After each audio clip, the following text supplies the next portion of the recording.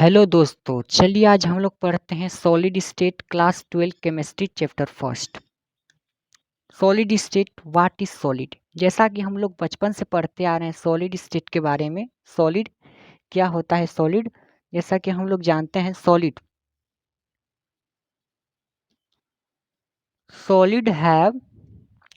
Solid have definite mass, volume and shape. ठीक है। Also solids are rigid. ठीक है। आगे पढ़ते हैं। इस चैप्टर में हमें सॉलिड स्टेट के कॉन्सेप्ट को और सॉलिड स्टेट के बारे में ही डिस्कशन करना है। तो हम लोग क्या करेंगे, उसके पहले हमें दो इम्पोर्टेंट टॉपिक समझने होंगे। दो इम्पोर्टेंट टॉपिक क्या है? फर्स्ट एक intermolecular forces. What is intermolecular forces? And second is thermal energy. What is thermal energy? इसको समझने के बाद ही हम इस चैप्टर को अच्छे से समझ पाएंगे। इंटरमोलिक्यूलर फोर्सेस फर्स्ट देखते हैं। Intermolecular forces, what is intermolecular forces? Intermolecular forces क्या होते हैं? द फोर्स, किसी भी सॉलिड लिक्विड गैस में जो वो फोर्स जो existing among the constituent particles, मतलब कि एटम्स, मॉलिक्यूल्स और आयंस के बीच में जो फोर्स लगते हैं उससे इंटरमोलिक्यूलर फोर्सेस लगते हैं, कहते हैं। तो सबसे ज़्यादा इंटरमोलिक्यूलर फोर्स किस में होता है? सॉलिड में, क्योंकि उसके पार्टिकल सबसे ज़्यादा क्लोज होते हैं। और इंटरमोलिक्यूलर फोर्स क्या करता है? मॉलिक्यूल या एटम या आयंस को क्लोज रखता है। ठीक है। तो इंटरमोलिक्यूलर फोर्स सबसे ज़्यादा किस में होते हैं? सॉलिड में, उसके बाद लिक्विड में, उसके बाद गैस में। ठीक है। अब सेकेंड क्या है? Thermal energy. What is thermal energy? Just इसका अपोजिट है। ठीक है, देखते हैं। The energy possessed by the particle, वह एनर्जी जो पार्टिकल को द्वारा लगती है, मतलब ड्यू टू टेम्परेचर के द्वारा लगती है। Which tend them to make, वह उन पार्टिकल को them to make they move, जो उन्हें मूव करने में सहायता करती है। यानी कि सबसे ज़्यादा थर्मल एनर्जी होगी तो उसके पार्टिकल सबसे ज़्यादा घूमेंगे। तो सबसे ज़्यादा पार्टिकल किसके फ्री होते हैं? गैस के। यानी कि थर्मल एनर्जी गैस की सबसे ज़्यादा होगी, उसके बाद लिक्विड की, उसके बाद सॉलिड की। तो यहाँ पर हम क्या देखते हैं? Intermolecular forces and thermal energy दोनों एक अपोजिट कॉन्सेप्ट हैं अब एक दूसरे में। इंटरमोलिक्यूलर फोर्सेज जो कि वो पार्टिकल्स के अमोंग वो भी लगते हैं, और वो क्या करते हैं? उन पार्टिकल्स को क्लोज लाने का काम करते हैं। इसे सबसे ज़्यादा सॉलिड में होते हैं, उसके बाद लिक्विड में, उसके बाद गैस में। और थर्मल एनर्जी वो एनर्जी होती है जो पार्टिकल्स को दूर रखती है, जैसे कि वो सबसे ज़्यादा गैस में होगी क्योंकि गैस के पार्टिकल सबसे दूर होते हैं, उसके बाद लिक्विड, उसके बाद सॉलिड में। ठीक है। चलिए अब आगे बढ़ते हैं। चलिए अब आयोनिक सॉलिड्स के बारे में देखते हैं। आयोनिक सॉलिड्स, यहाँ पर आयन के बारे में बात होगा ही। ठीक है। आयोनिक सॉलिड्स याद रखिए, हम लोग क्लासिफिकेशन ऑफ क्रिस्टलाइन सॉलिड्स पढ़े हैं, जिसमें मॉलिक्यूलर सॉलिड्स पढ़ चुके हैं। मॉलिक्यूलर सॉलिड्स में भी तीन part, non polar molecular solids, polar molecular solids, hydrogen bond molecular solids हमने पढ़ लिया है। अब हम आयोनिक सॉलिड्स पढ़ें। What is ionic solids? ठीक है। आयोनिक सॉलिड्स, इसमें आयंस की बात होती है। आयोनिक सॉलिड्स का डिफिनेशन लिख लीजिए। Ionic solids consist of positively and negatively charged ions, ठीक है, arranged in a regular manner throughout the solid। Regular manner में पॉजिटिवली और निगेटिवली चार्ज अरेंज्ड होते हैं, उन्हें आयोनिक सॉलिड्स बोलते हैं। इसका बड़ा सा एग्जांपल हम लोग सभी लोग जानते हैं, NaCl। ये भाई जान यहाँ पर भी है। ठीक है। NaCl में Na plus and Cl negative का आप लोग देख ही जानते ही हैं कैसे होता है। अब आगे चलिए देखते हैं, इसके प्रॉपर्टीज देख लेते हैं, कैरेक्टरिस्टिक्स। ठीक है, नेक्स्ट टॉपिक देख लेते हैं, characteristics. Characteristics of ionic solid. ठीक है, ये कैसे होते हैं? Ionic solids are very hard and brittle, ये बहुत ही हार्ड और ब्रिटल होते हैं। ठीक है, दूसरा हैव, इनके पास हैव वेरी मेल्टिंग पॉइंट और बॉइलिंग पॉइंट बहुत हाई होता है। ठीक है, याद रखने वाली चीज है। और ये क्या है? Poor conductor of electricity, electricity के पुअर कंडक्टर होते हैं। वनली जब वो घूलते हैं वाटर में तब ये थोड़ा इलेक्ट्रिसिटी इसमें प्रवाह होता है, अदरवाइज ये पुअर कंडक्टर होते हैं। इनके high enthalpies of vaporization, vaporization के लिए बहुत हाई एनर्जी चाहिए होती है, हाई इंथैल्पीज। ठीक है, और दे आर आयोनिक क्रिस्टल जो हैं, ionic crystals soluble in water, water में क्या है? सोल्यूबल है। आल्सो इन पोलर सॉल्वेंट में भी सोल्यूबल है और वाटर में भी, क्योंकि वाटर भी एक पोलर है, जबकि नॉन पोलर में नहीं है। पोलर जैसा कि हम लोग जानते हैं जिसमें आयन की बात आती है, H2NaCl या ये सब HCl, और नॉन पोलर जिसमें आयन नहीं होते हैं। और ये इनसोल्यूबल, नॉन पोलर में इनसोल्यूबल होते हैं, जैसे कि benzene, carbon tetra chloride, carbon disulphide, इन सब में ये आयोनिक सॉलिड्स नहीं मतलब घुलते हैं। ठीक है, और the common example of ionic crystal, ionic crystal के कॉमन एग्जांपल्स क्या है जरा देख लिया जाए।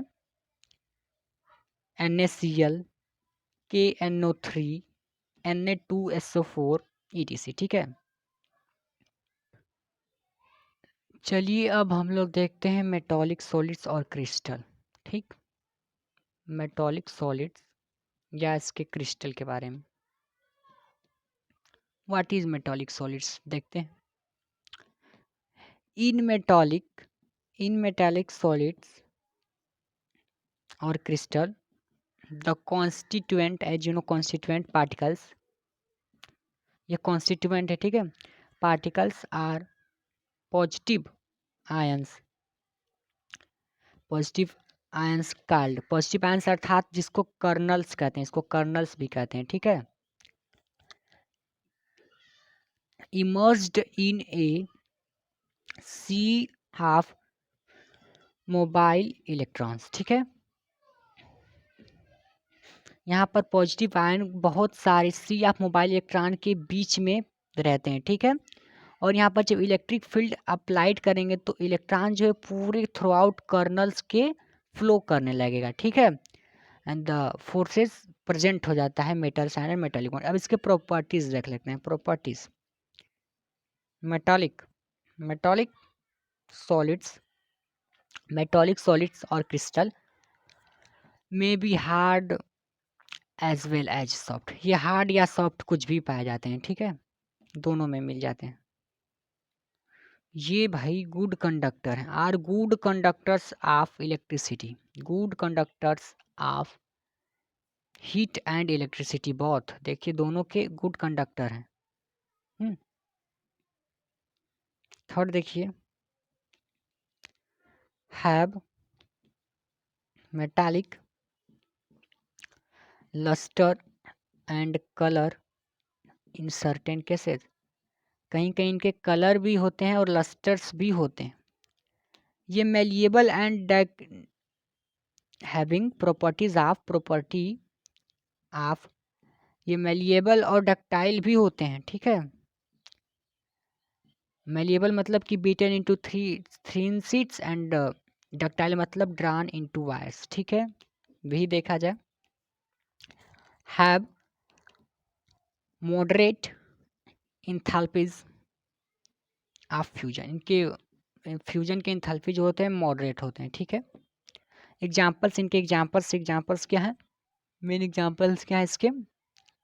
जैसे कि निकल, निकेल, कॉपर एंड एलॉयज। ठीक है, कुछ प्रॉपर्टीज देखेंगे हम लोग। सॉलिड्स, जैसा कि हम लोग सभी लोग पहले से जानते हैं, solids have definite mass, volume and shape. ठीक, सेकेंड प्रॉपर्टी देखते हैं। The intermolecular distances in solids are short and intermolecular forces are strong। अर्थात कि सॉलिड के जो पार्टिकल होते हैं उनके मॉलिक्यूल, एटम, आयंस के बीच की डिस्टेंस बहुत ही कम होता है, बट उनके बीच में जो कम होता है तो एक दूसरे से ज़्यादा सटे हुए होते हैं, यानी कि उनके इंटरमोलिकुलर फोर्सेस बहुत ही स्ट्रांग होते हैं ताकि वो एक दूसरे से अलग नहीं हो पाते हैं। द कांस्टिट्यूएंट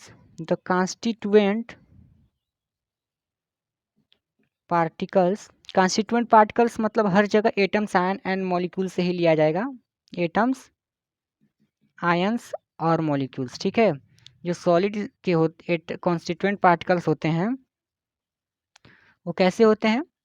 हैव फिक्स्ड पोजीशन, उनके फिक्स्ड पोजीशन होते हैं, कहीं हिलते डुलते नहीं, जैसा कि लिक्विड और गैस में होता है। एंड कैन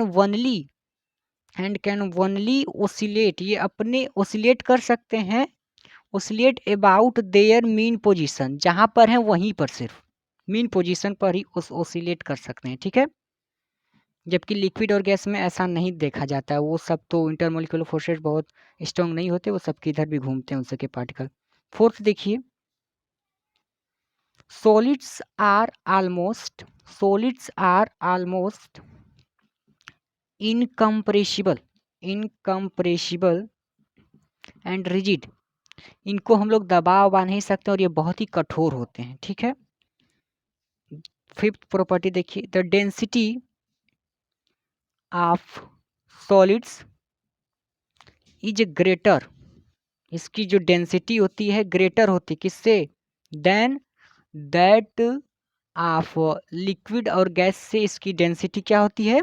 ग्रेटर होती है। ठीक है, एंड सिक्स प्रॉपर्टी देखा जाए, सॉलिड्स डिफ्यूज वेरी स्लोवली, ये बहुत ही धीरे धीरे डिफ्यूज होते हैं as compared to liquids and gases.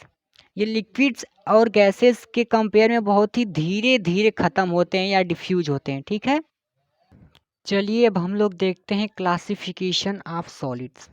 Next topic है हम लोग का क्लासिफिकेशन ऑफ सॉलिड्स। यहाँ से देखिए हम चैप्टर में इंटर कर चुके हैं और ये बहुत ही मेन टॉपिक है। अब यहाँ से स्टार्ट करते हैं। सॉलिड का क्लासीफाई दो पार्ट में किया गया है। फर्स्ट है crystalline solid,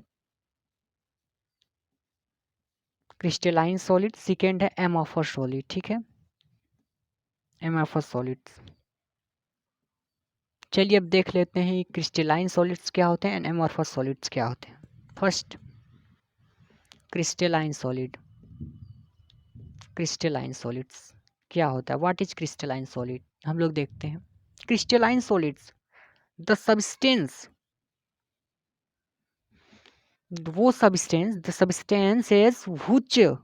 whose constituent constituent particles अर्थात एटम्स, मॉलिक्यूल्स एंड आयंस। ठीक है, are arranged in a definite geometrical pattern. ठीक है, इन 3D स्पेस।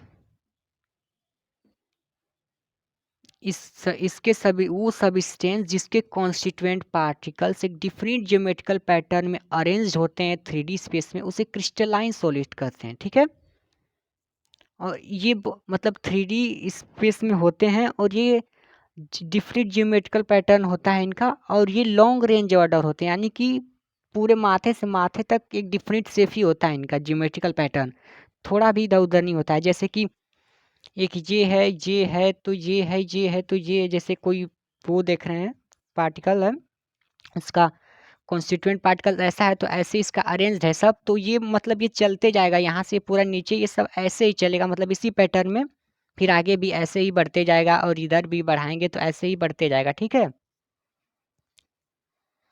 ठीक है, ऐसे ही बढ़ते जाएगा। तो ये क्रिस्टलाइन सॉलिड्स के बारे में है।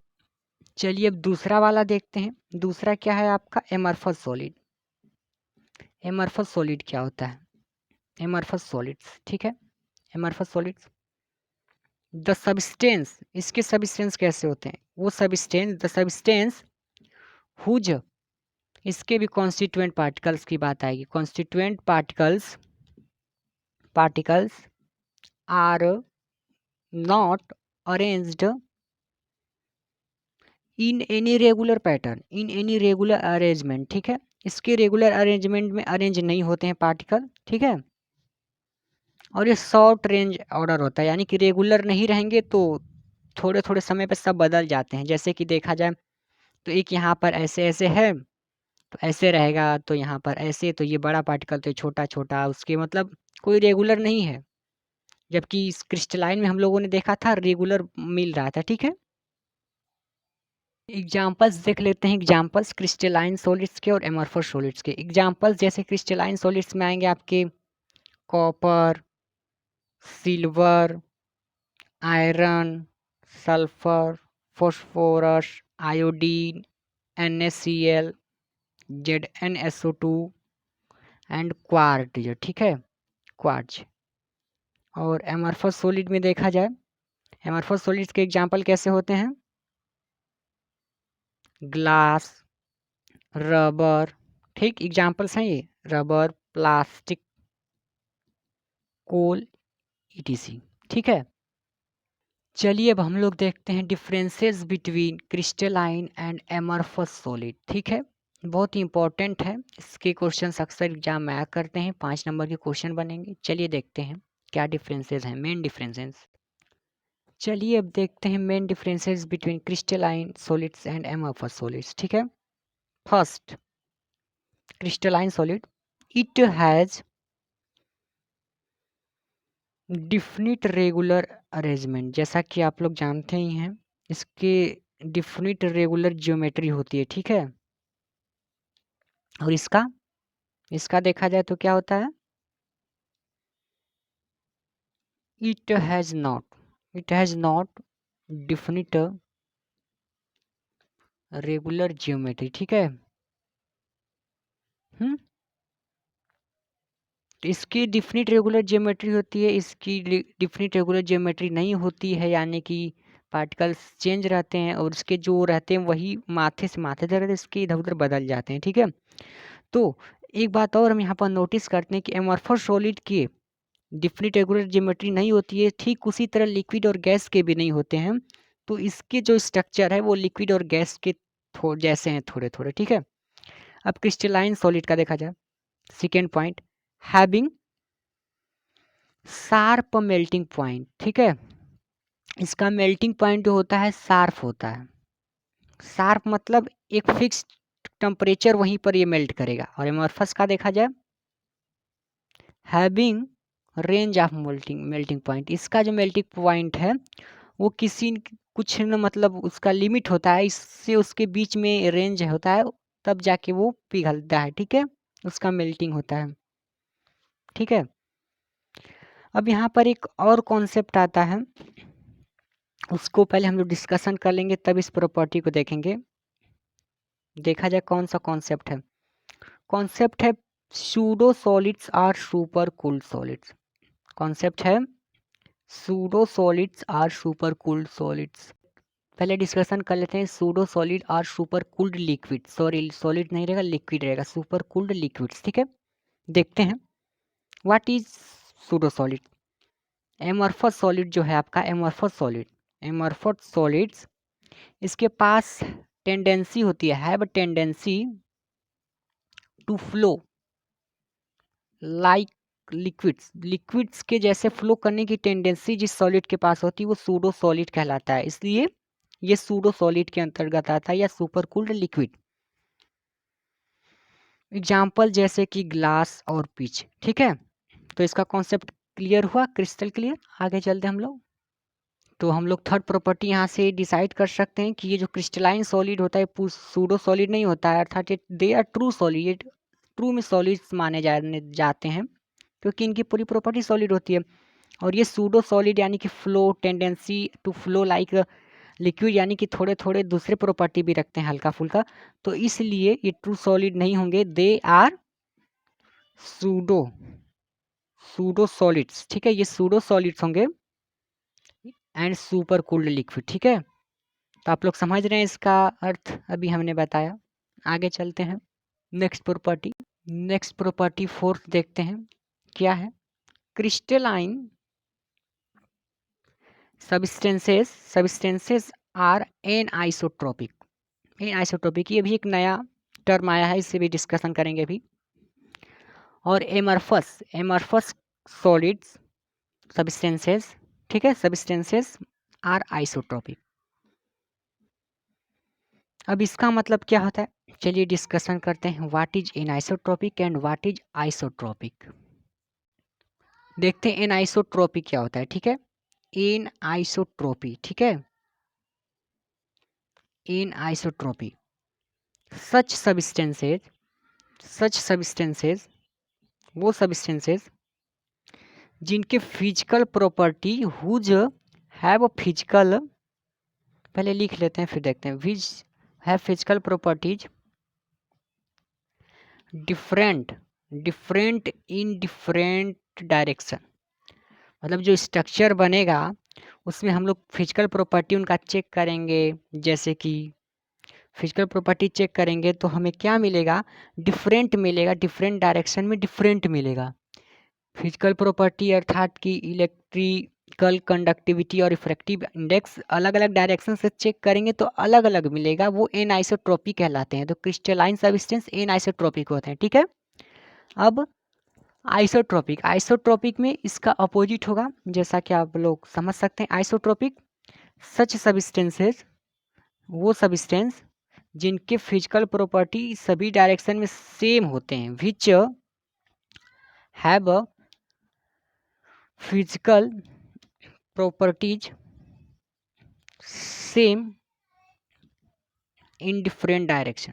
इसके फिजिकल प्रॉपर्टी सेम होते हैं अलग अलग डायरेक्शंस में, ठीक है। तो यहाँ से हमें समझ में आया क्रिस्टलाइन एनाइसोट्रोपिक एमॉर्फस आइसोट्रोपिक। अब क्रिस्टलाइन एनाइसोट्रोपिक क्यों होते हैं और ये आइसोट्रोपिक क्यों होते हैं। जैसे कि क्रिस्टलाइन का स्ट्रक्चर हमने देखा था, क्रिस्टलाइन का स्ट्रक्चर हमने कैसे देखा था, ऐसे फिर ये फिर ऐसे फिर ऐसे फिर ऐसे फिर ऐसे, इस टाइप का था, ठीक है। तो इसमें एक लाइन खींचेंगे तो ये देखिए इससे पार्टिकल ये मिल रहे हैं, ठीक है। तो ये मतलब कि अलग सा एक प्रॉपर्टी है, और ऐसे खींचे तो ये एक बीच बिंदु और बीच में एक गोला मिला, तो अलग अलग लाइन पे मिल रहे हैं प्रॉपर्टीज ना, तो ये इनआइसोट्रोपिक। जबकि एमॉर्फस में ऐसा नहीं होता है, एमॉर्फस में सब रेंडमली अरेंज्ड होता है, तो इसलिए वो आइसोट्रोपिक हो जाता है, ठीक है। और अब हम लोग डिस्कस करते हैं लास्ट मतलब डिफरेंस जो है इसमें क्या है। Crystalline solids can be cleaved along definite plane, ठीक है। क्रिस्टलाइन सॉलिड्स को हम काटे बाटेंगे ना तो एक डिफिनिट अच्छे से अरेंज मतलब शेप मिलेगा, नया जो उसका पार्ट मिलेगा, ठीक है। जबकि इसमें नहीं होता है, it can't be cleaved along definite planes, ठीक है। इसमें ऐसा नहीं होता है, जैसा कि इसमें जानते हैं एमॉर्फस में एग्जाम्पल होता है शीशा उसा मिरर उरर होता है ना, तो उसे हम काटेंगे या कुछ करेंगे तो मतलब वैसे टुकड़े टुकड़े हो जाएंगे, तो अच्छे अच्छे स्ट्रक्चर के सीधे नहीं मिल पाएंगे। जबकि क्रिस्टलाइन में ये आपके ये सब होते हैं कॉपर ओपर इस टाइप के, तो उन्हें हम काटेंगे तो अच्छे से मतलब प्लेन मिलेंगे, ठीक है। ठीक है, चलिए देखते हैं पहला जो आपका है क्यूबिक में क्या प्रॉपर्टी है। A is equal to B is equal to C, A B C ये तीनों इक्वल होते हैं, यानी पूरी तरह से क्यूबिक होता है। Alpha is equal to beta is equal to gamma is equal to 90 degree. अब सेकेंड टेट्रागोनल की बात करें, A is equal to B doesn't equal to C, A भी इक्वल होते हैं बट सी इक्वल नहीं होता है। And alpha equal to beta is equal to gamma is equal to 90 degree, इसमें भी होता है। और ऑर्थोरोम्बिक में देखें, A doesn't equal to B doesn't equal to C, तीनों में से कोई इक्वल नहीं होता है। Alpha is equal to beta is equal to gamma is equal to 90 degree, यही कंडीशन तीनों में फॉलो होता है। एंगल तीनों सेम, बट यहाँ पर देखिए समझ में आ ही रहा है क्या क्या चल रहा है। ठीक, अब नीचे देखा जाए, उसी में देखा जाए क्या है। अब आपका ये फोर्थ लैटिस हम लोग देखेंगे, ये आपका है हेक्सागोनल ये है, और ये मोनोक्लिनिक है। ठीक है, मोनोक्लिनिक में देखा जाए, alpha doesn't A doesn't equal to B doesn't equal to C, and alpha is equal to gamma is equal to 90 degree, and beta doesn't equal to 90 degree. ठीक है, अब ये देखिए hexagonal, A is equal to B doesn't equal to C, and alpha is equal to beta is equal to 90 degree, and Y एक जो gamma degree है 120 degree होगा। ठीक है, उसके बाद ये ट्राइगोनल। ठीक है, ट्राइगोनल देखा जाए, ट्राइगोनल में क्या है आपका, A is equal to B is equal to C, and alpha is equal to beta is equal to gamma doesn't equal to 90 degree, और अल्फा बीटा इक्वल होंगे। उसके बाद ये लास्ट वाला ट्राइक्लिनिक देखा जाए, ट्राइक्लिनिक में क्या कहा जा रहा है, ट्राइक्लिनिक इसमें तो आप लोग जानते ही हैं, A doesn't equal to B doesn't equal to C, alpha doesn't equal to beta doesn't equal to gamma doesn't doesn't equal to 90 degree. ठीक है, तो हमने द 7 क्रिस्टल सिस्टम के सभी पार्ट के बारे में डिस्कशन कर लिए हैं। एग्जाम्पल्स की बात कर लें तो चलिए एग्जाम्पल्स हम देख लेते हैं। ये क्यूबिक वाला जो एग्जाम्पल होता है आपका, NaCl KCl जिंक CuAg में पाया जाता है। और ये टेट्रागोनल वाला वाइट टीन SnO2 CSO4 में पाया जाता है। ऑर्थोरोम्बिक जो है आपके KNO3 BSO4 के क्रिस्टल में पाया जाता है। उसके बाद ये मोनोक्लिनिक जो है आपका, monoclinic Na2SO4 10H2O and monoclinic sulphur में पाया जाता है। ऊपर से ये जो है आपका हेक्सागोनल आपके ग्रेफाइट ZnO CDS में पाया जाता है। उसके बाद ये आपका ट्राइगोनल जो है कैल्साइट यानी CaCO3 NaNO3 सिन्नाबार HGS and quad SB में पाया जाता है। उसके बाद ये लास्ट जो आपका है जिसका इरेगुलर सब कुछ है, ट्राइक्लिनिक, ये आपके CuSA4 5H2 K2Cr2O7 H3BO3 सब में पाया जाता है। ठीक है, अब हम लोग पढ़ेंगे टाइप्स ऑफ क्यूबिक यूनिट्स। तो चलिए अब हम लोग पढ़ते हैं types of cubic lattices. Types of cubic lattices, इसके पहले हमने क्या अभी देखा था, टाइप्स ऑफ यूनिट सेल्स के बारे में पढ़े थे। अब types of cubic lattices, first क्या होता है, सिंपल या प्रिमिटिव, सिंपल और प्रिमिटिव। ठीक, सेकेंड क्या होता है, बॉडी सेंटर्ड। ये देखिए बहुत इंपॉर्टेंट टॉपिक है, यही थोड़ा सा न्यूमेरिकल प्रॉब्लम अंडरस्टैंडेबल थिंग्स है और बहुत ही सिंपल भी है, देख लिया जाए। Unit cell, body centred cubic unit cell, इसके शॉर्टकट में BCC कहते हैं। ठीक है, थर्ड देखा जाए face centred cubic unit cell. ठीक है, इसे शॉर्टकट में FCC कहा जाता है। ठीक है, अब इनके स्ट्रक्चर पर देखा जाएगा, सब समझ में आ जाएगा बहुत। देखिए तो हमने बना लिए हैं 3 क्यूब। अब इसमें हम एक सिंपल वाले और दूसरे में बॉडी वाले और थर्ड में फेस सेंटर के बारे में डिस्कशन करेंगे। ठीक है, अब देखा जाए जो सिंपल और प्रिमिटिव वाला होगा उसमें क्या होगा, सभी एज पर एक एक लैटिसेस आपके एक एक यूनिट सेल में पॉइंट्स होंगे कॉर्नर पर। सिर्फ फर्स्ट वाले में points only eight the corner, यानी कि 1 2 3 4 5 6 7 8, टोटल कितने पॉइंट्स हुए, 8। ठीक है, और इनका कॉम्प्रोमाइजेशन कितना होगा, 1/8। ठीक है, इनका कॉम्प्रोमाइजेशन कितना होगा, 1/8। समझ रहे हैं आप लोग, ये पूरे 8 मिलकर एक यूनिट सेल बनाएंगे, तो ये 1/8 मिल के हैं सब। ठीक है, ये एक तरह से याद करने वाली चीज़ है, ये हमें याद होनी चाहिए, सिंपल क्यूबिक सेल। अब दूसरा क्या है आपका बॉडी सेंटर्ड, ये आपका BCC है और ये सिंपल था। ठीक है, सिंपल सिंपल था, ये BCC है और FCC है। ठीक है, अब बॉडी सेंटर में क्या होगा, ये आठों तो होबे करेंगे, आठों 1/8 ऑक्यूपाइज करेंगे ही आपके। अब इसमें एक बीच में आएगा जो कि एक अकेला, मतलब ये पूरा 1 इसका होगा और 1/8 इसका होगा ही। ठीक है। तो ये कंप्रोमाइज़ करेंगे तो इसमें पूरे पहले वाले में 1/8 1/8 8 थे, यानी कि टोटल ये कितने एटम हुए थे आपके? 1 एटम हुआ था, ठीक है। और सेकंड वाले में 1/8 × 8 प्लस ये 1 एक अकेला बहुत बड़ा रहेगा, मतलब ये पूरा छेक लेगा। तो ये कितने हो जाएंगे? 1 + 1 = 2। इसमें 2 होंगे आपके एटम और इसमें 1 एटम, यानी कि सिंपल क्यूबिक लैटिस में 1 एटम, बॉडी सेंटर में 2 एटम और फेस सेंटर में देखा जाए तो फेस सेंटर में भी 8 ये होबे करेंगे कोने में। और ये बात रहेगा कि यहाँ पर ये फेस सेंटर मतलब कि जो फेस होंगे आपके कितने फेस होंगे? 6 फेस। 6 फेस पर भी आधा आधा कंप्रोमाइजेशन होगा, ठीक है। 6 फेस पर भी इनका आधा आधा हाफ हाफ कंप्रोमाइजेशन होगा, यानी कि यहाँ पर से ये देखिए फेस चल रहा है, ठीक है। ऐसे होगा इनका इनका इनका ये ऊपर और नीचे की बात चली, ऊपर से एक ये और इस साइड वाले का ऐसे चलेगा। तो टोटल 6 और हाफ हाफ कंप्रोमाइजेशन होगा इनका, यानी कि हाफ इंटू ये 6 यानी कि 3 और प्लस ये 1/8 × 8 8 को ये रहेंगे 1/4 वाले और हाफ वाले 6। तो टोटल इसको सॉल्व करने पर मिलेंगे हमें 3 + 1 यानी कि 4। इसमें 4 एटम मिलेंगे, इसमें 2 एटम, इसमें 1 एटम। ये हमें याद करने वाली चीज़ है। Face centre cubic unit cell में 4 एटम, बॉडी सेंटर में 2, सिंपल में 1। It's okay.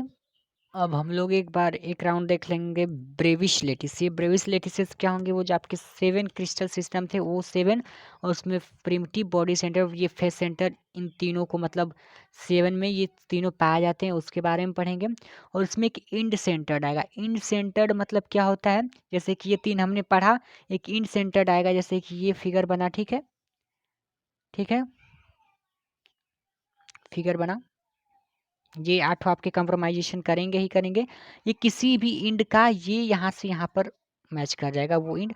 इनका कंप्रोमाइजेशन कितना होगा आप जानते ही, समझ रहे हैं, हाफ हाफ होगा, यानी कि इसके टोटल कितने होंगे? 2 होंगे आई थिंक, ठीक है। चलिए अब हम लोग देखते हैं classifications of crystalline solids. Crystalline solids के क्लासिफिकेशन, ठीक है। फर्स्ट, इसे हम 4 पार्ट में डिवाइड किया गया है। फर्स्ट, मोलिक्यूलर सॉलिड्स, ठीक। Second, ionic solids. Third, metallic solids. Fourth, covalent solid. Covalent और नेटवर्क सॉलिड। चलिए अब इसे हम लोग 1 बाय 1 डिस्कस करेंगे, ठीक है। चलिए फर्स्ट देखते हैं molecular solids. What is molecular solids? These are crystalline substances in which the constituent particles are molecules, ठीक है। ये वे क्रिस्टलाइन सब्सटेंस हैं जिनके कॉन्स्टिट्यूएंट पार्टिकल सिर्फ मॉलिक्यूल्स होते हैं, ठीक है। इसके आपके 3 पार्ट हैं, 3 टाइप हैं। First, non polar molecular solid, non polar molecular solid. Second है पोलर मोलिक्यूलर सॉलिड्स।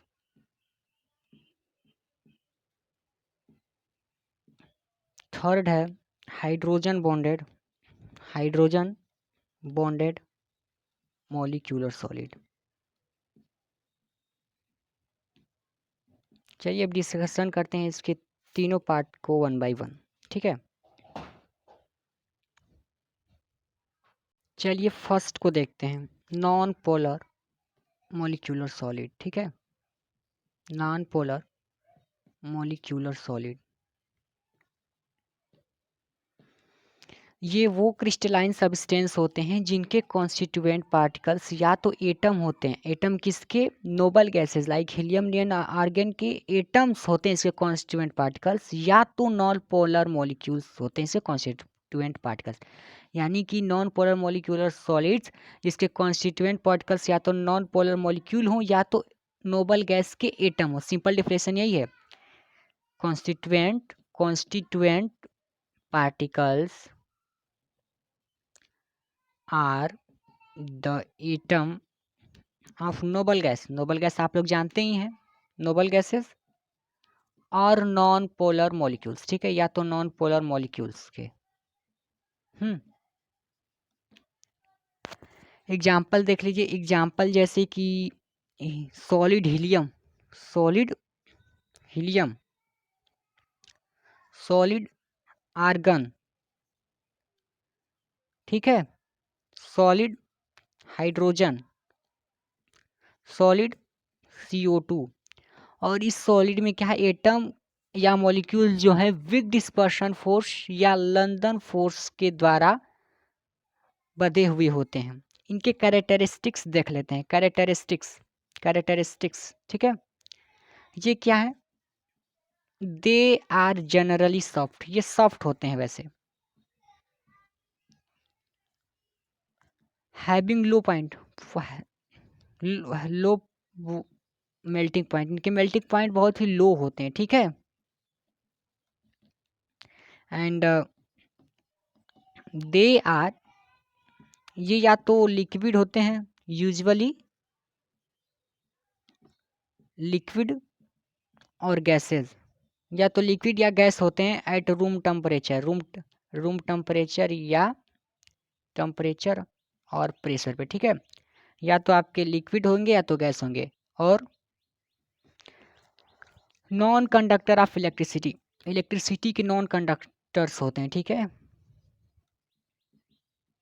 इलेक्ट्रिसिटी के नॉन कंडक्टर क्यों होते हैं, क्योंकि ये न्यूट्रल मॉलिक्यूल्स होते हैं। एंड ठीक है, अब सेकेंड देखते हैं हम लोग, पोलर मॉलिक्यूलर सॉलिड, ठीक है, पोलर मॉलिक्यूलर सॉलिड।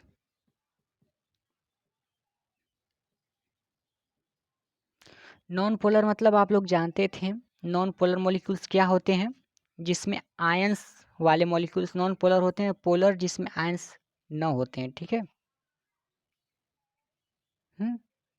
आगे चलते हैं हम लोग। The compromise of molecules of substance form by polar covalent bond, यहाँ पर पोलर कोवेलेंट बॉन्ड होंगे, सॉरी नॉन पोलर में आयंस नहीं होते हैं, पोलर्स, पोलर्स को हम आयंस में डिवाइड कर सकते हैं, तोड़ सकते हैं, जबकि नॉन पोलर को नहीं, ठीक है। अब देखते हैं polar molecular solid, polar molecular solid these comprise of molecule of substances formed by polar covalent bond, जी वो कोवेलर कोवेलेंट बॉन्ड, ठीक है, जो पोलर कोवेलेंट बॉन्ड के द्वारा फॉर्म्ड होते हैं मॉलिक्यूलर सॉलिड्स, उन्हें पोलर मॉलिक्यूलर सॉलिड्स कहा जाता है। एग्जाम्पल देख लिया जाए, HCl सॉलिड, सॉलिड ये भी सॉलिड है, ठीक है, solid HCl, solid SO2, solid NH3 ETC, ठीक है। अब देखते हैं इसके प्रॉपर्टी, इसके भी प्रॉपर्टीज लगभग उसी टाइप के हैं। आल्सो ये भी सॉफ्ट होते हैं, ठीक है। नॉन कंडक्टर, ये भी नॉन कंडक्टर ऑफ इलेक्ट्रिसिटी होते हैं, इलेक्ट्रिसिटी के नॉन कंडक्टर होते हैं ये भी, इलेक्ट्रिसिटी। इनकी लो मेल्टिंग पॉइंट और बॉइलिंग पॉइंट दोनों लो होते हैं, ठीक है। बट पोलर, नॉन पोलर से ये पोलर वाले के थोड़े अधिक होते हैं, बट लो ही होते हैं। और मेल्टिंग पॉइंट और बॉइलिंग पॉइंट बहुत ही ज़्यादा हाई नहीं होते हैं, तो इसके बहुत ही मतलब होते हैं गैसेज या लिक्विड, इसके भी मतलब गैस या लिक्विड के फॉर्म में ही पाया जाता है जनरली, ठीक है। आगे देखा जाए, अब हम लोग देखते हैं थर्ड वाला, हाइड्रोजन बॉन्डेड मॉलिक्यूलर सॉलिड। जैसा कि हाइड्रोजन बॉन्ड आपने पढ़ा है, the molecules formed by hydrogen bond, hydrogen with FON यानी कि फ्लोरीन, ऑक्सीजन और नाइट्रोजन के साथ जो हाइड्रोजन का बॉन्ड फॉर्म होता है उसे हाइड्रोजन बॉन्ड कहते हैं, ठीक है। तो ये कैसे होता है, फॉर्म्ड बाय हाइड्रोजन बॉन्ड, ठीक है। आप लोग जानते ही हाइड्रोजन बॉन्ड कैसे फॉर्म्ड होता है। एग्जाम्पल्स देख लिया जाए, एग्जाम्पल्स ठीक है इस टाइप का है इसका, H2O ही है एग्जाम्पल, जैसा कि आप लोग जानते ही हैं।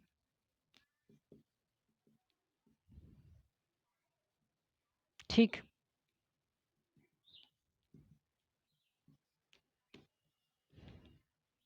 ये इसके एग्जाम्पल हैं। इसके प्रॉपर्टी भी देख लेते हैं, प्रॉपर्टीज क्या है। जनरली ये क्या है, जनरली वोलाटाइल लिक्विड्स होते हैं। ये भी सॉफ्ट सॉलिड ही होते हैं, सब एक ही जैसे होते हैं under room temperature and normal pressure condition. ठीक है। सेकेंड, ये भी नॉन कंडक्टर ऑफ इलेक्ट्रिसिटी हैं, कंडक्टर्स ऑफ इलेक्ट्रिसिटी, जैसे कि इसके पीछे वाले दोनों भी नॉन कंडक्टर थे। इसका मेल्टिंग एंड बॉइलिंग पॉइंट थोड़ा सा हाई होता है पोलर से, और पोलर का नॉन पोलर से, यानी कि इसका भी मेल्टिंग पॉइंट बॉइलिंग पॉइंट थोड़ा हाई होता है। Generally melting point and boiling point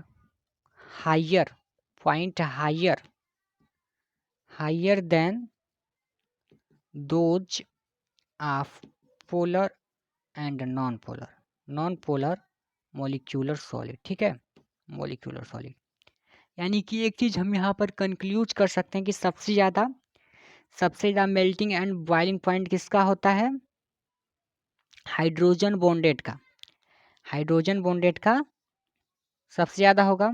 उसके बाद हमने सेकेंड वाला का, पोलर का, उसके बाद नॉन पोलर का। ठीक, और तीनों में एक चीज़ सेम प्रॉपर्टी है, नॉन कंडक्टर ऑफ इलेक्ट्रिसिटी, और तीनों लगभग सॉफ्ट ही हैं, ये भी सेम प्रॉपर्टी है।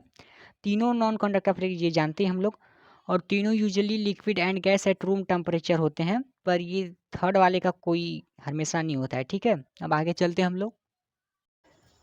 चलिए हम लोग ब्रेविश लैटिस डिस्कस करते हैं, जो कि 14 टाइप के होते हैं, जो कि cubic, tetragonal, orthorhombic, monoclinic, hexagonal and trigonal, triclinic, सभी में सातों में पाए जाते हैं आपके 7 क्रिस्टल सिस्टम में। ठीक है, फर्स्ट क्यूबिक में देखिए, तो क्यूबिक में आपके प्रिमिटिव, ये देखिए क्यूबिक का है, primitive, body centre and face centre तीनों मिलते हैं। फिगर देख लीजिए, इस टाइप के होते हैं। फिर आपके टेट्रागोनल में प्रिमिटिव और बॉडी सेंटर से दो ही तरह के पाए जाते हैं, फिगर यही है। और उसके बाद ऑर्थोरोम्बिक में देखिए क्यूबिक में A equal to B equal to C होता है, alpha equal to beta equal to gamma equal to 90 degree. Tetragonal में A equal to B doesn't equal to C and alpha equal to beta equal to gamma equal to 90 degree. And orthorhombic में A B C कोई equal नहीं होता है, जबकि alpha beta gamma सब 90 degree का होता है। ऑर्थोरोम्बिक का चारों पाया जाता है, primitive, end centre, body centre, face centre. ठीक है, अब मोनोक्लिनिक का देखते हैं। मोनोक्लिनिक में प्रिमिटिव एंड इन सेंटर दोनों पाया जाता है। इसमें क्या है, ए बी सी कोई इक्वल नहीं होते हैं, अल्फा और गामा 90 डिग्री के होते हैं, बी कभी भी 90 डिग्री के इक्वल नहीं होता है। अब देखते हैं हम hexagonal, A equal to B doesn't equal to C. ठीक है, ये हेक्सागोनल है आपका, और alpha equal to beta equal to 90 degree, जबकि गामा यहाँ पर 120 डिग्री होता है हेक्सागोनल में। ठीक है, उसके बाद देख लेते हैं रोम्बोहेड्रल और ट्राइगोनल। यहाँ पर A equal to B equal to C, alpha equal to beta equal to gamma कभी 90 डिग्री के इक्वल नहीं होता है। ठीक है, तीनों कभी 90 डिग्री के इक्वल नहीं होते हैं, जबकि अल्फा और B equal to beta equal to gamma. ठीक है, अब लास्ट देखते हैं triclinic, alpha A B C कोई इक्वल नहीं होते हैं, ना अल्फा बीटा गामा कोई 90 डिग्री के इक्वल नहीं होते हैं। ये 7 क्रिस्टल सिस्टम जो हैं वो 14 ब्रेविश लैटिसेस में आ जाते हैं। ठीक है, अब हम लोगों ने देख लिया है, अब आगे चलते हैं। चलिए अब हम fourth type of crystalline solid, यानी कि लास्ट, कोवेलेंट और नेटवर्क सॉलिड और क्रिस्टल देख लेते हैं। ठीक है, फोर्थ क्या है, कोवेलेंट और नेटवर्क सॉलिड्स और क्रिस्टल। ठीक है, व्हाट इज दिस, देखते हैं डिफिनेशन इसका। In covalent crystal the constituent particles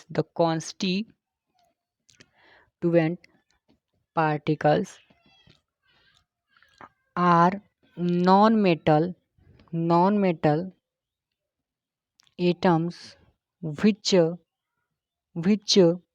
are linked to the adjacent atoms by covalent bond. इसका मतलब समझ रहे हैं आप लोग? इसका मतलब कोवैलेंट बॉन्ड के द्वारा इसमें सॉलिड्स जुड़े हुए होते हैं और नॉन मेटल एटम होते हैं कोवैलेंट बॉन्ड के द्वारा जुड़े होते हैं उन क्रिस्टल, उन्हें हम कोवैलेंट और नेटवर्क सॉलिड्स कहते हैं। ठीक है, इसके ये बहुत ही बड़े बड़े मॉलिक्यूल्स होते हैं, जैसे कि डायमंड, ग्रेफाइट, हम जानते हैं उसके मॉलिक्यूल्स कितने बड़े बड़े होते हैं। इसके प्रॉपर्टीज देखा जाए, प्रॉपर्टी, द कोवैलेंट क्रिस्टल्स और हार्ड, बहुत ही हार्ड होते हैं। जैसा कि आप लोग जानते हैं डायमंड और ग्रेफाइट इसी के एग्जांपल में आएंगे, तो सबसे हार्ड तो वही डायमंड ही होता है।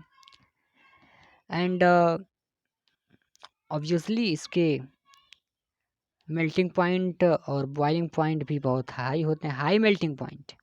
ठीक है, and may even decompose before melting, कभी कभी मेल्टिंग के पहले डिकम्पोज हो जाता है, खत्म भी हो जाता है। और तीसरी बात, poor conductor of electricity, electricity के पुअर कंडक्टर्स हैं। ठीक है, एग्जाम्पल्स मेन जो हैं आपके डायमंड हैं, ठीक, वो ग्रेफाइट है, क्वार्ट्ज है, बोरोन नाइट्राइड है। यहाँ पर देखिए डायमंड में सब प्रॉपर्टी सही बैठती है, पर ग्रेफाइट जो कि आपका हार्ड नहीं होता है, इसके हाई मेल्टिंग पॉइंट नहीं होते हैं और पुअर कंडक्टर नहीं होता है, यहाँ पर एक्सेप्शनल प्रॉपर्टीज है, इसलिए पर ये आता कोवैलेंट सॉलिड में ही है। ठीक है, और एक बात और ध्यान देने वाली बात है, डायमंड के स्ट्रक्चर आप लोग जानते हैं वो sp3 हाइब्रिडाइज होता है और ग्रेफाइट sp2 होता है, इसलिए sp2 में करंट प्रवाहित होता है, करंट जाता है, और जबकि डायमंड में करंट नहीं होता है। ठीक है, अब हम लोग आगे पढ़ेंगे। चलिए अब हम लोग पढ़ेंगे क्रिस्टल लैटिस और space lattice and unit cell. अब हम लोग लैटिस पर आते हैं। जैसा कि हम लोग क्रिस्टलाइन सॉलिड्स की डिफिनेशन से जानते हैं, crystalline solids have definite orderly arrangement of their constituent particles in 3 dimensions. ठीक है, the position of this particle in a crystal relative to one another, जो कि 3 डायमेंशनल में उसके पार्टिकल्स एक ऑर्डरली अरेंज्ड होते हैं, तो उनके जो पोजीशन होते हैं वो एक दूसरे से रिलेटेड होते हैं और वो पॉइंट के द्वारा दिखाए जाते हैं, एक पॉइंट के द्वारा। And the arrangement this arrangement and infinite set of this point is called space lattice. तो क्या स्पेस लैटिस क्या होता है? द अरेंजमेंट, पहले देख लीजिए स्पेस लैटिस क्या होता है, इसका कॉन्सेप्ट समझिए। द अरेंजमेंट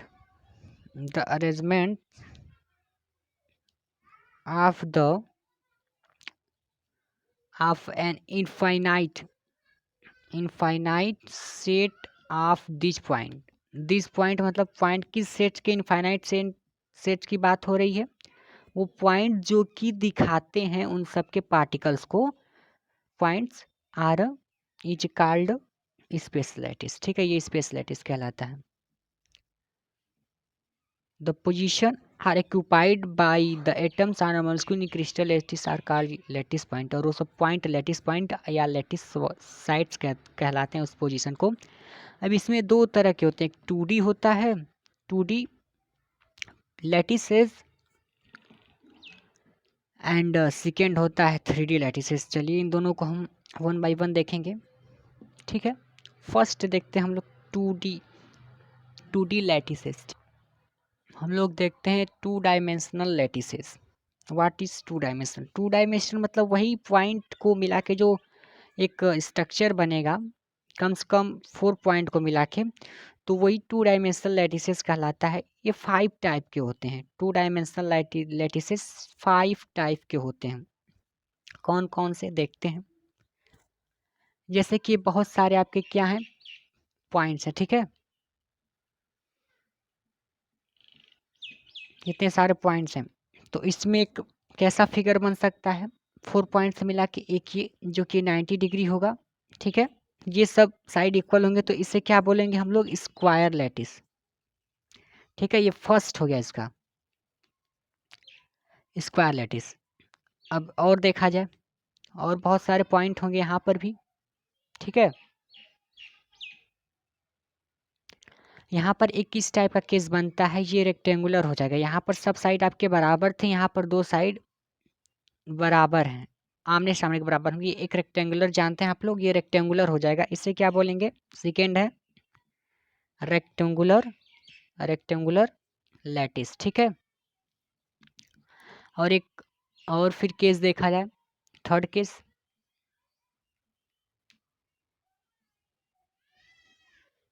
थर्ड केस एक बनेगा आपका इस तरह, कुछ इस तरह बनेगा, जी जी और जी, रोम्बस टाइप का।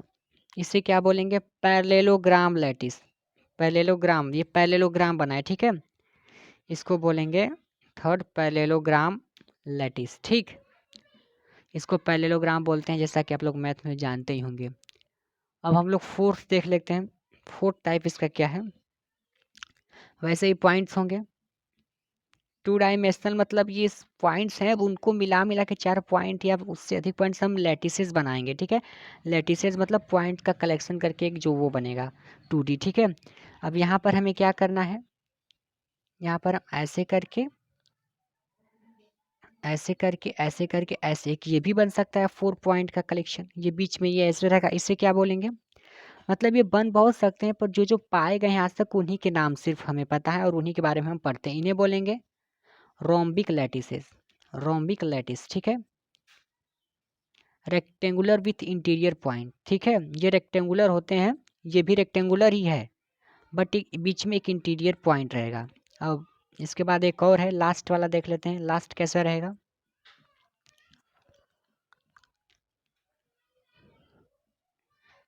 लास्ट देख लिया जाए,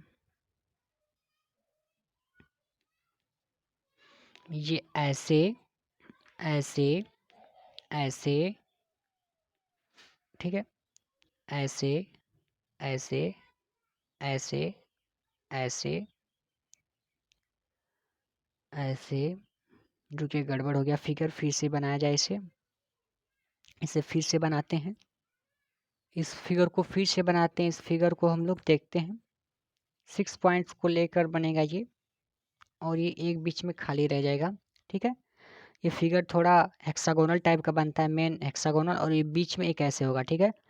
इसे कहेंगे हम लोग हेक्सागोनल लैटिस, क्या कहेंगे इसे हम लोग? क्या कहेंगे? पांचवा था ना, इसे कहेंगे हेक्सागोनल लैटिस, ठीक है। हमने इसके पांचों टाइप के लैटिसेस को 2D में देख लिया। फर्स्ट क्या है, ये चांस बनेगा स्क्वायर वाला, सेकेंड रेक्टेंगल वाला, थर्ड आपका पैरेललोग्राम बनेगा, फोर्थ रोम्बिक, ये fifth hexagonal lattice. Total 2D में इतने ही लैटिसेस अभी तक पाए गए हैं, इट्स ओके। जैसा कि हम लोग जानते हैं, बहुत सारे स्मॉल लैटिसेस मिलकर एक बड़ा वो बनाएंगे लैटिस, तो ये जो स्मॉलेस्ट होता है, स्मॉलेस्ट पार्ट, उसको यूनिट सेल कहते हैं, ठीक है। यूनिट सेल किसे कहते हैं? The smallest part of lattice, ठीक है। 2D में हम लोग देखें, इट्स ओके। और हमने यहाँ पर 5 टाइप्स पढ़े हैं। 5 टाइप्स कौन कौन से पढ़े हैं 2D में? फर्स्ट स्क्वायर लैटिस पढ़ा हमने, अभी इसका फिगर देखा। सेकेंड रेक्टेंगुलर, रेक्टेंगुलर लैटिस, ठीक। थर्ड पैरेललोग्राम लैटिस,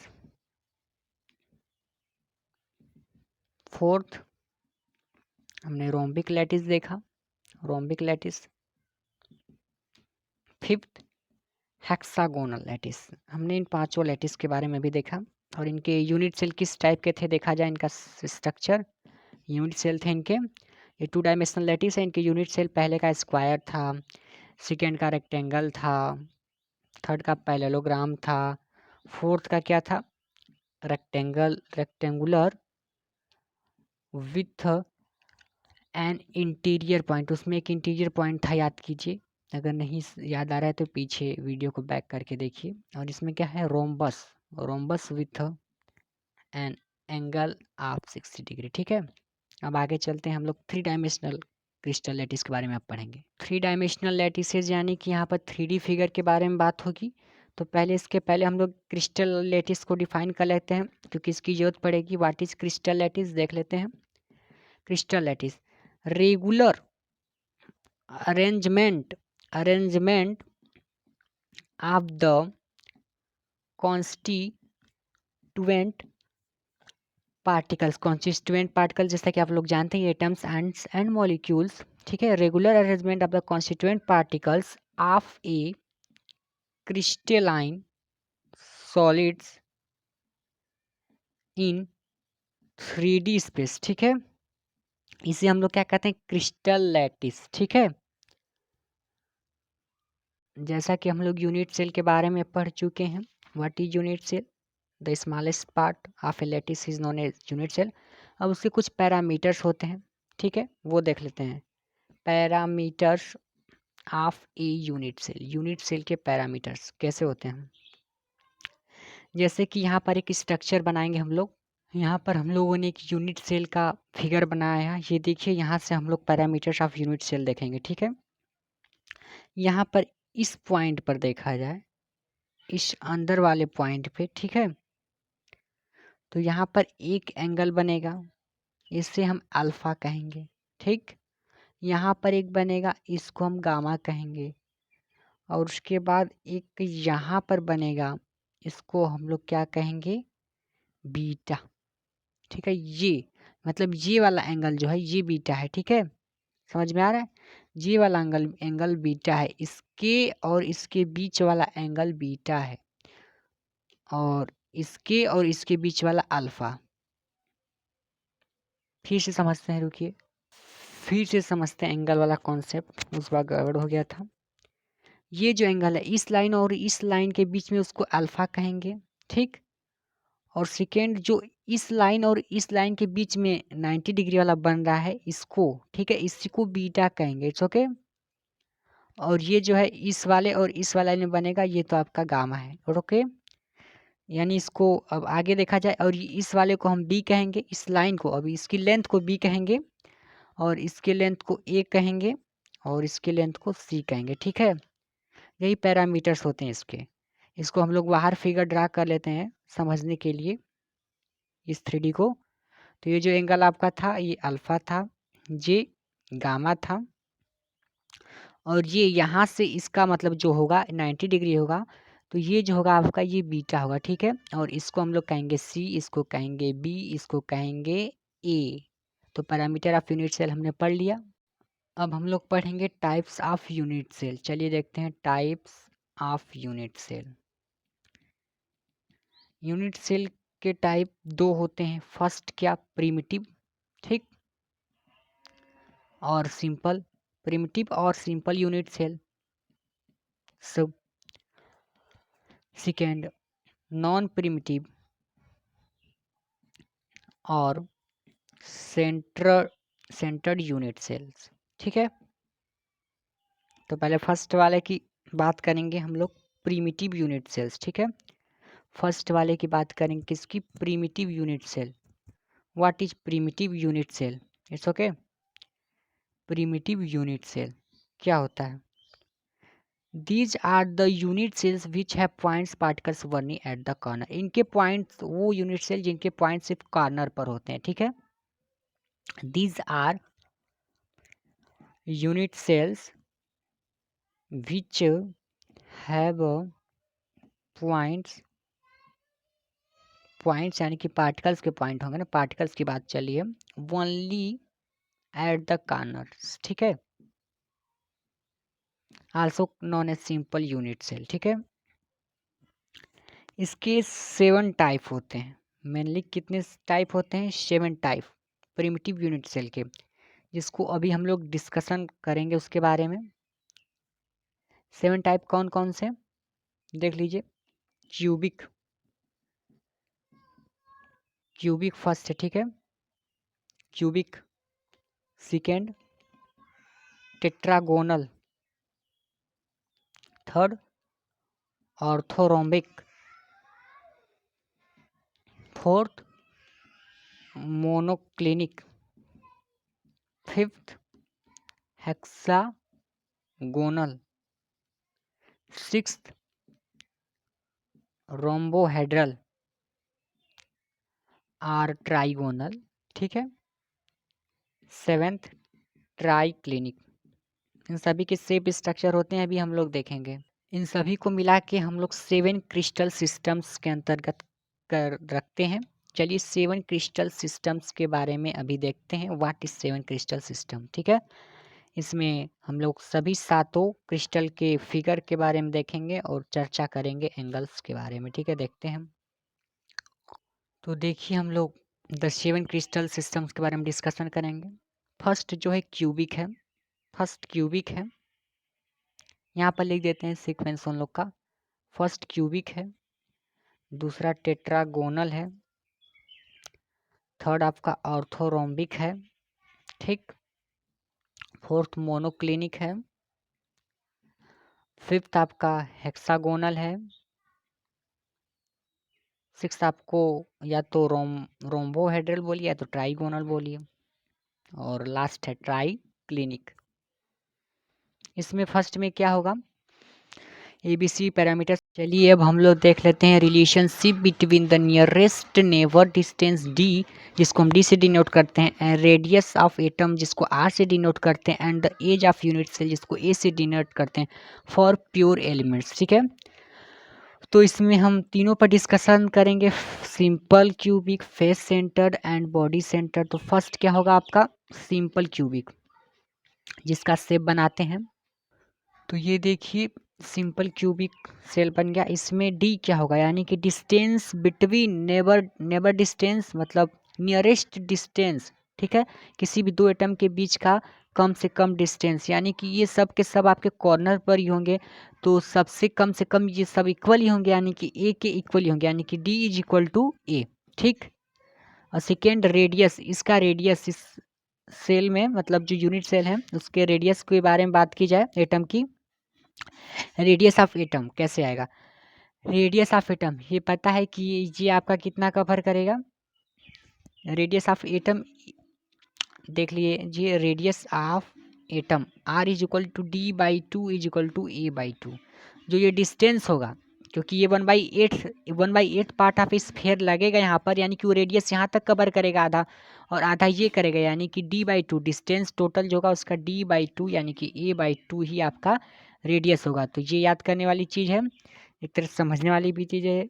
आगे चलेंगे, देखिए एक बात तो याद हम लोग रख लें, ये जो रेडियस है डी बाई टू क्यों हो रहा है, एक फार्मूला है ये। ठीक है, डी बाई टू ही क्यों होता है, तब ये ए बाई टू हो जाएगा। डी बाई टू इसलिए क्योंकि जो आपका रेडियस होगा सदैव डी बाई टू ही होगा।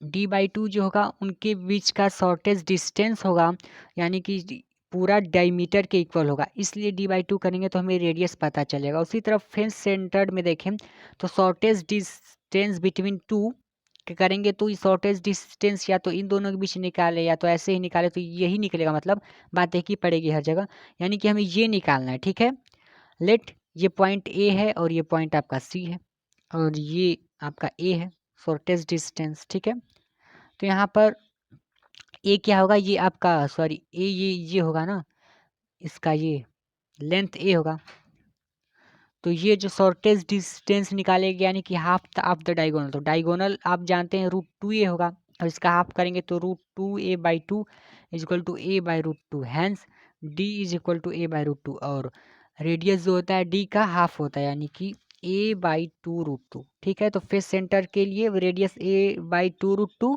और सिंपल क्यूबिक के लिए radius A by to, simple cubic के लिए शॉर्टेज डिस्टेंस ए, फेस सेंटर्ड के लिए शॉर्टेज डिस्टेंस ए बाई √2। तो हम लोग आते हैं बॉडी सेंटर्ड क्यूबिक के लिए देखा जाए तो इसमें डी क्या होगा, लेट ये पॉइंट ए और डी है, तो यहाँ पर डी क्या होगा, A D by two, D is equal to A D by two. अब ए डी कैसे निकलेगा, इसके लिए हम देखेंगे, पहले हम ये डायगोनल निकालेंगे, ये डायगोनल √2a होगा। ठीक है, डायगोनल √2a होगा, डायगोनल √2a होगा, हम लोग फार्मूला जानते हैं, diagonal is equal to √2a। ठीक, अब यहाँ से by Pythagoras theorem A D square is equal to A C square plus D C square. अब ये डी सी का है, ये डी ए और ये सी है। ठीक है, और ये बी है, तो ये बॉडी सेंटर्ड क्यूबिक है, तो ए डी स्क्वायर बराबर क्या होगा, A D square is equal to √2a square plus A square is equal to 3a square, gives A D is equal to √3a। तो डी क्या मिला हमें, √3a बाई टू, ये डी रूट थ्री ए मिला, तो D कितना होगा, यहाँ पर एक जो फेस सेंटर डे, सॉरी हम बनाना भूल गए थे, तो क्या हो जाएगा root three A by two, और आर क्या होगा डी बाई टू, जैसा कि तीनों में हो रहा था, यानी कि रूट थ्री बाई फोर ए। ठीक है, अब चलिए एक बार फिर से सब डिस्कशन कर लेते हैं सबका फिर। चलिए फिर से फार्मूला जो हमने अभी तीनों में पढ़ा है, तीनों का डिस्कशन फिर से कर लेते हैं। फर्स्ट क्या था, सिंपल क्यूबिक। सेकेंड क्या था, फेस सेंटर्ड क्यूबिक। थर्ड क्या था, बॉडी सेंटर्ड क्यूबिक।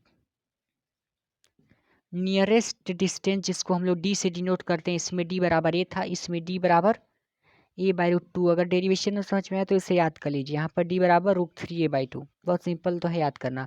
अब रेडियस क्या था, डी बाई टू, यानी कि A by two, D by two कर दीजिए, यहाँ पर radius A by two root two. ठीक, और यहाँ पर radius root three by four A. समझ में आया, डी का हाफ करेंगे तो आपको आर मिल जाएगा, बहुत सिंपल है, अगर नहीं समझ में आया डेरिवेशन तो याद कर लीजिए। ठीक है, अब हम लोग सॉल्व करेंगे कुछ क्वेश्चन इस टॉपिक से रिलेटेड। चलिए क्वेश्चन देखते हैं।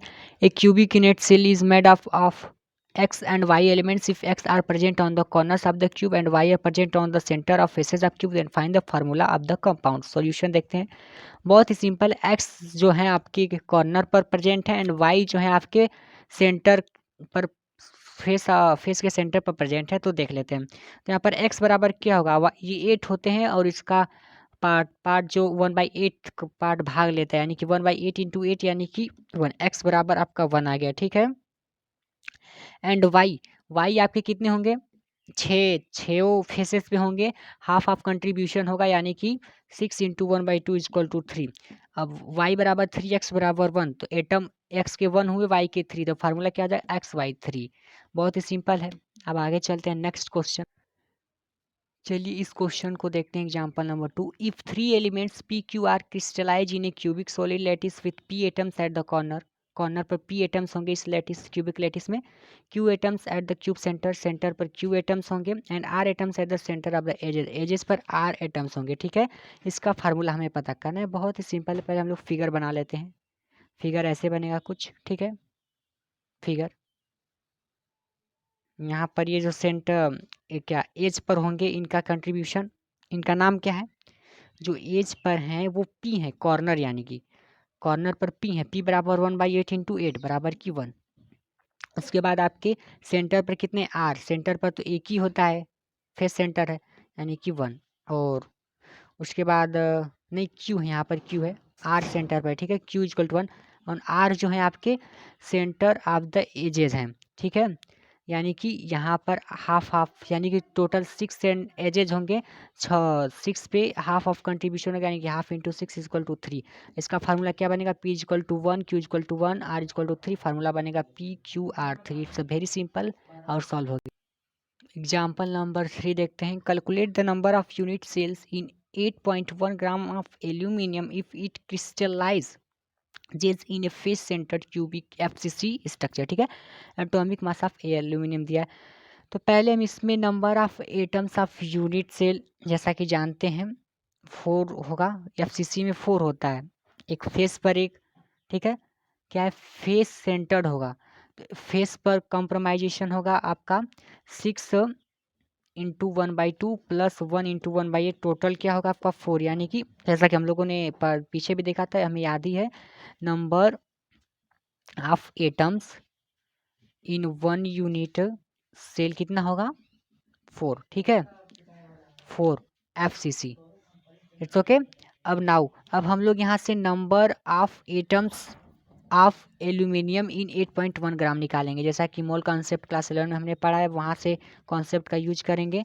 मोल्स ऑफ एल्यूमिनियम कितना होगा, मोल्स ऑफ एल्यूमिनियम 8.1 ग्राम दिया है, मोलिकुलर वेट बाई उसका मोलिकुलर वेट कितना होगा, वो 8.1 ग्राम गिवन मास है, एंड मोलर मास कितना होता है, यहाँ पर गिवन है 27, 8.1/27 मोल होगा। ठीक है, मोल्स इतना होगा, और नंबर ऑफ एटम्स के लिए क्या करेंगे, एवोगैड्रो नंबर से हम लोग मल्टीप्लाई कर देंगे, यानी कि 8.1/27 into 6.022 into 10⁻23 is equal to, ठीक है, ये होगा।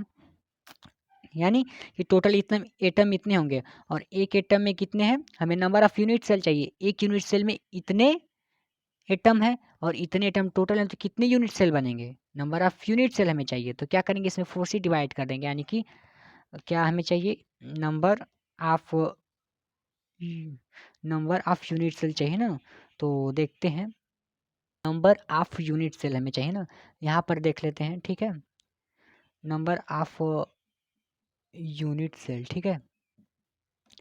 इसमें क्या कर देंगे, इसी में डायरेक्ट यहाँ से 4 से डिवाइड कर देंगे, तो हमारे कैलकुलेट करने के बाद आ जाएगा 4.5 इंटू 10⁻23, ठीक, 10⁻23 आ जाएगा, ठीक है। तो इतने यूनिट सेल होंगे, यहाँ पर हमने 4 से सिर्फ डिवाइड कर दिया इस वाले 4 से, ओके। ये क्वेश्चन भी सॉल्व हो गया हमारा। एग्जाम्पल नंबर 4 देखते हैं। Tungsten crystallizes in a body centred cubic unit cell, body centred है। If edge of the cubic unit cell is 316.5 pm, what is the radius of the tungsten atom, ठीक है। हमने देखा था कि बॉडी सेंटर्ड की बात चली, बीसीसी की बात चली, बीसीसी में r बराबर √3/4a था, ठीक है। तो यहाँ पर ए गिवन है, ए गिवन क्या दिया, 316.5, edge of the unit cell क्या दिया है, इतना पीएम दिया है, ए दिया है, तो आर हमें रेडियस पूछा गया, तो आर इसी तरह निकाल लेंगे, √3/4 इंटू 316, ये सॉरी क्या लिखेंगे, 316.5 pm is equal to 137.04 pm, ठीक है। कैलकुलेट करने पर आ जाएगा। बहुत ही सिंपल क्वेश्चन है अगर देखा जाए। यहाँ पर देखिए क्वेश्चन को थोड़ा उलट दिया है। Aluminium crystallises in FCC structure, atomic radius of the metal is 125 pm, calculate the edge length of the unit cell of the metal. हम जानते थे आर बराबर, एफसीसी के लिए आर बराबर क्या है, a/2√2 हमने पढ़ा है, इसलिए हमें याद होना चाहिए। तो ए बराबर क्या होगा, 2r√2, ठीक है। और आपका आर गिवन है 125 pm, तो ए बराबर क्या हो जाएगा, 2 into 125 into √2 is equal to, क्या लिख सकते हैं हम लोग, इसको सॉल्व करेंगे तो मिल जाएगा 353.3 नैनोमीटर, ठीक है। Hence it has been solve. हमने 5 एग्जाम्पल्स देखे, इसके लिए हमारे कॉन्सेप्ट बहुत ही क्लियर हो गए हैं। चलिए, थैंक यू।